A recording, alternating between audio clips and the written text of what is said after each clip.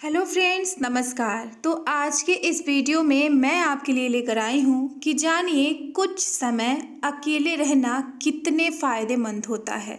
इस भीड़ भरी दुनिया में कुछ समय अकेले रहने में बहुत से फ़ायदे होते हैं। तो इन सारे फ़ायदों के बारे में हम बात करेंगे आगे वीडियो में। लेकिन वीडियो शुरू करने से पहले अगर आपको वीडियो में कहीं भी कोई भी बात अच्छी लगे तो आप वीडियो को प्लीज़ लाइक, शेयर और सब्सक्राइब भी कर दीजिएगा। आपने कई मैथोलॉजिक सीरियल में देखा होगा या इतिहास में भी पढ़ा होगा कि लोग अपने जीवन की शुरुआत में जंगलों में जाकर तपस्या करते थे। महात्मा बुद्ध, महावीर स्वामी को तपस्या करते समय भी परम ज्ञान की प्राप्ति हुई थी। ऐसा क्यों क्यों पहले के समय में लोग तपस्या करने जंगल जाते थे और वहाँ अकेले रहते थे। जब आप अकेले रहते हैं तब आप अपने से जुड़ी विषयों पर गहन विचार कर सकते हैं। जब आप ऐसा करते हैं तो आप अपने स्ट्रेंथ और वीकनेस को जान सकते हैं और यह जान सकते हैं कि आपके लिए क्या बेहतर हो सकता है। अकेले समय बिताना कई कारणों से फ़ायदेमंद होता है, जिनमें बहुत सी बातें शामिल हैं। तो आइए जानते हैं। Focus improvement. जब गौतम बुद्ध जंगल में तपस्या करने गए थे तब उनके आसपास इतनी शांति थी कि वे स्वयं को टटोलने लगे। जब उन्हें अपने जीवन का उद्देश्य पता चला, आज के समय में तपस्या करना इतना आसान नहीं है, क्योंकि हम आज मोबाइल जैसे इलेक्ट्रॉनिक गैजेट, सोशल मीडिया आदि के गुलाम हो चुके हैं और आज हम यह कर सकते हैं कि कुछ समय के लिए इन गैजेट से दूरी बना लें, या हो सके तो कुछ समय के लिए हमें ध्यान भी करना चाहिए। ऐसा करने से हम अपना फोकस बढ़ा सकते हैं। दूसरा, अपनी परेशानियों का निवारण। हम जब भी किसी परेशानी में रहते हैं, यदि हम उस समय अकेले रहकर अपनी परेशानियों के बारे में गहन विचार करें तो हम अपनी परेशानियों का हल ढूंढ सकते हैं।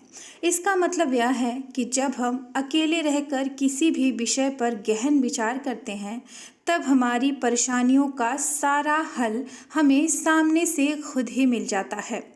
तीसरा, अपनी काबिलियत को बढ़ाना। हर व्यक्ति के अंदर कुछ न कुछ काबिलियत होती है। जब व्यक्ति अकेले रहकर विचार करता है तो वह अपनी स्ट्रेंथ और वीकनेस पर ध्यान देता है। ऐसे में व्यक्ति यह सोचता है कि अपनी स्ट्रेंथ को और कैसे बढ़ाया जाए और वीकनेस को कैसे दूर किया जाए। फिर व्यक्ति इनके लिए अपनी स्किल्स को बढ़ाने पर ध्यान देता है, जिससे वह और ज़्यादा क्रिएटिव हो जाता है और उसकी सारी काबिलियत बढ़ जाती है। चौथा, आत्मविश्वास में बढ़ोतरी। कई बार लोगों में आत्मविश्वास की कमी होती है। जब आप अकेले रहकर अपनी स्ट्रेंथ और वीकनेस जान लेते हैं तो यह आपकी ग्रोथ में बढ़ोतरी करता है, क्योंकि इसके बाद ही आप अपनी स्किल्स को बढ़ाने या कुछ नया चीज़ सीखने का प्रयास करेंगे। यह आपके आत्मविश्वास को तेज़ी से बढ़ाता है और आपको जीवन में बहुत आगे तक लेके जाता है। चौथा, तनाव में कमी। आज के समय में कई लोगों को तनाव की समस्या हो रही है। तनाव से बचने के लिए सभी लोग मेडिटेशन की सलाह देते हैं। जब आप अकेले रहते हैं और खुद के बारे में विचार करते हैं तो यह मेडिटेशन का ही हिस्सा होता है और यह आपको तनाव मुक्त करता है। पांचवा, आज के समय में कैसे रहें अकेले। अकेले रहने का यह बिल्कुल मतलब नहीं है कि आप सब कुछ छोड़ छाड़कर पहले की तरह जंगलों में जाकर रहने लग जाएं। आज के समय में हम मोबाइल्स, गेम्स, टेक्नोलॉजी आदि से इतने घिर चुके हैं। यदि आप कुछ समय के लिए अकेले रहना चाहते हैं तो आप अपने मोबाइल को अपने से कुछ समय के लिए दूर कर लीजिए और खुद को कमरे में अकेले रखकर मेडिटेशन कर सकते हैं। शुरुआत में मेडिटेशन करना बहुत कठिन होता है, ऐसे में आप शुरुआत में सभी चीज़ों से ध्यान हटाकर 5 मिनट के लिए मेडिटेशन कर सकते हैं। बाद में धीरे धीरे इस समय को बढ़ाते रहें।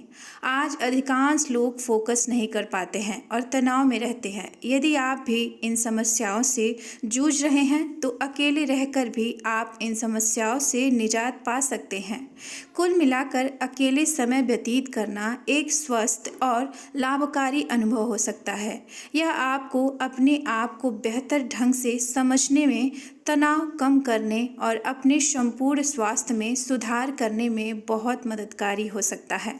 तो अगर आपको इन सारी बातों में कोई भी बात पसंद आई हो तो आप प्लीज़ वीडियो को लाइक, शेयर और सब्सक्राइब भी ज़रूर से ज़रूर कर दीजिएगा। धन्यवाद।